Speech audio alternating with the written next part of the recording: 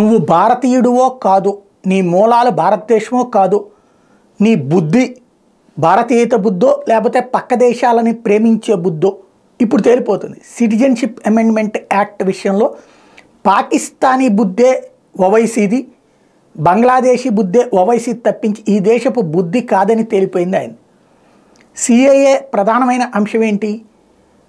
మన పక్కనున్నటువంటి బంగ్లాదేశ్ కావచ్చు, పాకిస్తాన్ కావచ్చు, ఆఫ్ఘనిస్తాన్ కావచ్చు, ఒకప్పుడు భారతదేశంలో పార్ట్లే, తర్వాత విడిపోయినాయి. అక్కడ హిందువులు, బౌద్ధులు, జైనులు, సిక్కులు, పార్సీలు, సింధీలు, క్రైస్తవులు ఇట్లాగా ఎవరైతే మైనారిటీలు, అక్కడ మతపరమైన మైనారిటీలు అయినటువంటి వర్గాలు, మన దేశంలో మతపరమైన మైనారిటీలు దర్జాగా హక్కులు అనిపిస్తారు, అక్కడ మతపరమైన మైనారిటీలు అణచివేతకు గురవుతారు. అట్లాంటి వాళ్ళు ఈ దేశంలోకి 2014 ముందు వచ్చిన వాళ్ళందరికీ కాగితాలతో సంబంధం లేకుండా పౌరసత్వం, వాళ్ళకి శరణార్థి అనే ముద్ర తీసేసి వాళ్ళని ఈ దేశ పౌరులుగా చేయబోతున్నారు.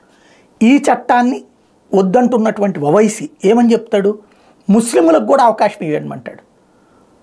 ఈ దేశంలో ముస్లింలకి అవకాశాలు లేవా? ఈ దేశంలో ముస్లింలు దర్జాగా బతకచ్చు కదా. పాకిస్తాన్ ముస్లిం ఎవడు వేధించాడని ఇక్కడికి వచ్చేస్తాడు? బంగ్లాదేశ్ ముస్లిం ఎవరు వేధించాడని ఇక్కడికి వచ్చేస్తాడు? ఆఫ్ఘనిస్తాన్ ముస్లిం ఎవడు వేధించాడని ఇక్కడికి వచ్చేస్తాడు? మతాధారంగా వాళ్ళకి ఎందుకు ఇవ్వాలి? అసలు ఆ మతాధారంగానే కదా అణచివేతకు గురైంది హిందువులు, బౌద్ధులు, జైనులు, సిక్కులు, సింధీలు, క్రైస్తవులు. అందువల్ల తీసుకొస్తున్న వాళ్ళని కూడా రానియండి అంటే ఏంటి అర్థం? ఈ దేశాన్ని వాళ్ళకి రాసి ఇచ్చేయాలా? లేకపోతే మొత్తాన్ని తీసుకొచ్చేసి వీళ్ళందరూ కలిపేసేసేమని ఈ దేశాన్ని ముంచేస్తారా?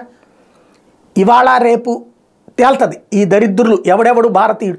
సిఏఏని సమర్థించని ప్రతి ఒక్కడు దేశద్రోహే, సిఏఏని సమర్థించే ప్రతి ఒక్కడు దేశభక్తుడే.